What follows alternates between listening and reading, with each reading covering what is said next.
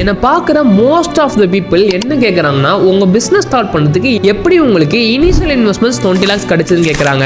நீங்க ஒரு ultra rich ஃபேமிலில இருந்து வந்தீங்களா, இல்ல உங்களுக்கு ஏதாச்சும் லாட்ரி டிக்கெட் அடிச்சதான்னு கேட்குறாங்க. நீங்க ரொம்ப லக்கி, உங்களுக்கு ஈஸியா இன்வெஸ்ட்மெண்ட் கிடைச்சதுன்னு சொன்னாங்க. கைஸ், நான் ஒன்றும் லக்கிலாம் இல்லை. எனக்கு எங்க வீட்டில் MBA படிக்கிறதுக்காக சேர்த்து வச்சிருந்த ஃபண்ட்ல இருந்து தான் நான் பிஸ்னஸே ஸ்டார்ட் பண்ணேன். என்கிட்ட இது ஃபெயில் ஆச்சுன்னா பேக்கப் பிளான் கூட கிடையாது. ஏன்னா MBA படிக்கிற காசையும் நான் இதில் செலவு பண்ணிட்டேன். எனக்கு என் வீட்டில் ரொம்ப ஈஸியாலாம் மணி தரல. நான் நிறைய பேங்க்ஸை போய் ரீச் அவுட் பண்ணேன் லோன்ஸ்க்காக. எல்லாருமே என்ன சொன்னாங்கன்னா, உனக்கு 20 வயசு தான் ஆகுது, ஸோ உனக்கு நாங்கள் லோன்ஸ் தர மாட்டேன்னு சொன்னாங்க. நான் நிறைய government schemes, banks and third party financial services கிட்டலாம் கேட்டேன். யாருமே அக்செப்ட் பண்ணல. எல்லாரும் ரிஜெக்ட் தான் பண்ணாங்க. என் வீட்டில் MBA படின்னு சொல்லிட்டு இருந்தாங்க. அப்போ என்னதான் பண்ணதுன்னு தெரியாம நான் என்னோட பிளானை எங்க வீட்டில் சொன்னேன். என்கிட்ட அப்போ 2 ஆப்ஷன் தான் இருந்தது. ஒன்று, நான் கிவ் அப் பண்ணணும், இல்லைனா என் வீட்டில் நான் இந்த பிஸ்னஸ் மேலே எவ்வளோ சீரியஸாக இருக்குன்னு சொல்லி புரிய வைக்கணும். நான் செகண்ட் ஆப்ஷனை சூஸ் பண்ணேன். அப்போ என் வீட்டில் என்ன சொன்னாங்கன்னா, எதுக்கு இந்த பிஸ்னஸ்லாம் தேவையில்லாமல் ஒழுங்காக MBA போ அப்படின்னு சொன்னாங்க. எனக்கு அப்போ ரிச் ரிலேட்டிவ்ஸும் இல்லை, ரிச் ஃப்ரெண்ட்ஸும் இல்லை. அப்போ என்னை நம்புறதுக்கு யாருமே இல்லை. எனக்கு இருந்த ஒரே சோர்ஸ் என்னோட ஃபேமிலி மட்டும்தான். நான் அவங்க கிட்ட என்னோட பிளானை பற்றி சொல்லும் போது அவங்க இம்மிடியேட்டாக காசு கொடுக்கல. ரொம்பவே கஷ்டமாக தான் இருந்தது அவங்களை கன்வின்ஸ் பண்ணுறது. அவங்க என்கிட்ட 1008 கொஸ்டின்ஸ் கேட்டாங்க. ஆனால் அவங்க கேட்ட எந்த கொஸ்டின்ஸ்க்குமே என்கிட்ட ஆன்சர் இல்லை. நீ ஃபெயில் ஆகிட்டுனா என்ன பண்ணணும்னு கேட்டாங்க. அதுக்கே என்கிட்ட ஆன்சர் இல்லை. ஏன்னா நான் ஃபெயிலியர் ஆகிறத பற்றி யோசிக்கவே இல்லை. ஏன்னா எனக்கு என்னை பற்றி தெரியும், நான் கிவ் அப் பண்ண மாட்டேன்னு. ஆனால் அவங்க என்கிட்ட பார்த்த ஒரே விஷயம் என்னன்னா, நான் இந்த பிளான் மேலே அவ்வளோ நம்பிக்கை வச்சுருந்தேன். இந்த பிளானை எக்ஸிக்யூட் பண்ணுறதுல அவ்வளோ ஆர்வமாக இருந்தேன். நான் எல்லார் மாதிரி ஜஸ்ட் பிளான் மட்டும் பண்ணிட்டு இருக்காம நான் எக்ஸிக்யூஷனும் பண்ண ஸ்டார்ட் பண்ணேன். அப்போ அவங்க என்ன நினச்சோன்னா, ஒரு சின்ன சான்ஸ் கொடுத்து பார்க்கலாம் அப்படின்னு சொல்லி ஒரு 2 வருஷம் டைம் கொடுத்தாங்க. அந்த 2 வருஷம் டைம்குள்ள நீ சக்ஸஸ் ஆகணும்னு சொல்லி சேலஞ்ச் பண்ணாங்க. அப்போ எனக்கு என்ன புரிஞ்சதுன்னா, இது ஒரு ஈஸி மணி இல்லை, இது எனக்கு கண்டக்ட் பண்ணுற ஒரு டெஸ்ட்னு நினச்சிக்கிட்டேன். இப்போதான் என்கிட்ட ஃபண்ட் வந்துருச்சுல, ஈஸியாக பிஸ்னஸை ஸ்டார்ட் பண்ணிடலாம்னு யோசிச்சுட்டு இருந்தேன். ஆனால் இப்போதான் நிறைய ப்ராப்ளம்ஸும் வந்தது. நான் பிஸ்னஸை எப்படியோ ஸ்டார்ட் பண்ணிட்டேன். ஆரம்பிச்சு 2-3 மாசத்துலேயே எங்களுக்கே தெரியாமல் நாங்கள் 7 லட்ச ரூபா கிட்ட லாஸ் பண்ணிட்டோம். சும்மா இல்லை கைஸ், 7 லட்ச ரூபா. 7 லட்ச ரூபான்றது ஒரு பெரிய அமௌண்ட் தான். இப்பயும் கூட ப்ராப்பராக நாங்கள் பட்ஜெட்டிங் பண்ணல, ப்ராப்பராக பிளானிங்கும் பண்ணல. ஸோ இதனாலே நாங்கள் 7 லட்ச ரூபா வரைக்கும் லாஸ் பண்ணோம். அப்போ ரொம்ப பேனிக் ஆகி என்னடா பண்ணுன்னு தெரியாமல் இருந்தோம். அப்போ எங்களுக்கு எந்த மென்டாஸும் கூட கிடையாது. பட் நாங்கள் பண்ண தப்புலேருந்து ரொம்பவே சீக்கிரமாக கற்றுக்கிட்டோம்.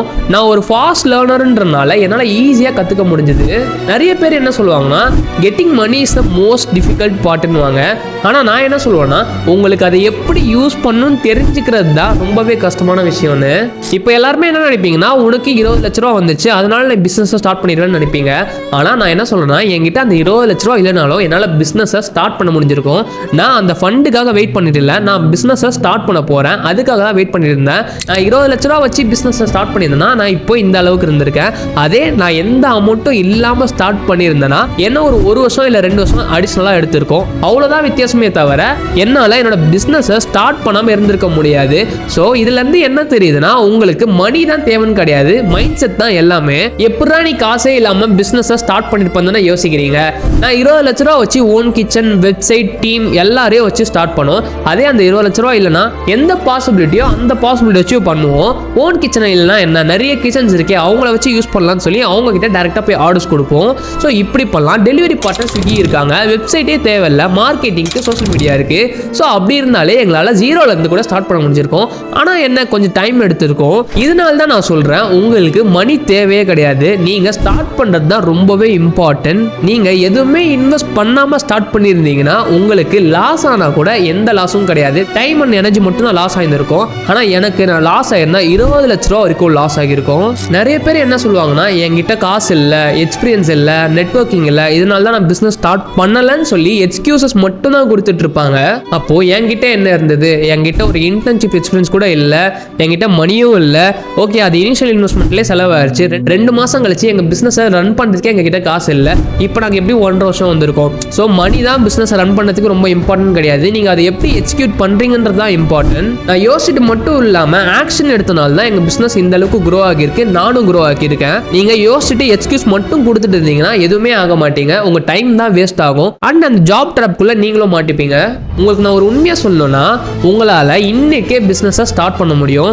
நோ மேட்டர் வாட், உங்ககிட்ட காசு இருந்தாலும் சரி இல்லைனாலும் சரி, எந்த ஒரு பிஸ்னஸாக இருந்தாலும் 0 ரூபாயோட ஸ்டார்ட் பண்ண முடியும். உங்ககிட்ட என்ன இருக்கோ அதை வச்சு ஸ்டார்ட் பண்ணுங்கள். உங்ககிட்ட காசு இருந்துச்சுன்னா கொஞ்சம் பெருசாக ஸ்டார்ட் பண்ணுங்கள், காசு இல்லைன்னா சின்னதாக ஸ்டார்ட் பண்ணுங்கள், அவ்வளோதான். ஆனால் நீங்கள் ஸ்டார்ட் பண்ணியே ஆகணும்.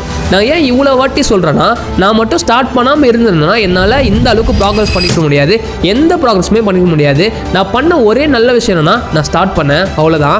என்கிட்ட லேர்னிங்ஸ் இல்லை, எதுவுமே இல்லை, பட் நான் ஸ்டார்ட் பண்ணேன், அவ்வளோதான் என்கிட்ட இருந்த ஒரே விஷயம். நிறைய பேர் வீட்டில் பிஸ்னஸ்க்கு காசு கொடுத்தும் ஃபெயிலியர் ஆகிற பீப்புள் நிறைய பார்த்துருக்கேன். காசு இல்லாமலே ஸ்டார்ட் பண்ணி சக்ஸஸ் ஆன பீப்புளும் நிறைய பார்த்துருக்கேன். ஸோ நீங்கள் எதுவாக இருக்குன்னு சொல்லி நீங்கள் சூஸ் பண்ணுங்கள். எல்லாமே உங்களோட மைண்ட் செட் அண்ட் எக்ஸிக்யூஷன் மட்டும்தான் இருக்குது. நீங்கள் மட்டும் உங்கள் கம்ஃபர்ட் ஜோன்லேருந்து வெளியே வந்து சாக்ரிஃபைஸ் பண்ணலாம், எதுவுமே கிடைக்காது. பிஸ்னஸ் ஸ்டார்ட் பண்ணணும்னு ஆசை இருந்தால் மட்டும் போதாது, ஸ்டார்ட் பண்ணணும். ஸோ இதுதான் என்னோட ஸ்டோரி, எப்படி நான் 20 lakhs வச்சு என் பிஸ்னஸை ஸ்டார்ட் பண்ணேன்னு.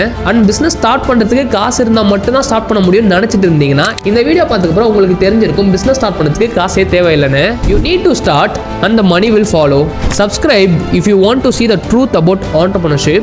இந்த வீடியோவை உங்கள் ஃப்ரெண்ட்ஸ் யாரெல்லாம் பிஸ்னஸ் ஸ்டார்ட் பண்ணால் காசு வேணும்னு நினச்சிட்டு இருக்காங்களோ அவங்களுக்கு ஷேர் பண்ணுங்கள். I'll see you in the next video.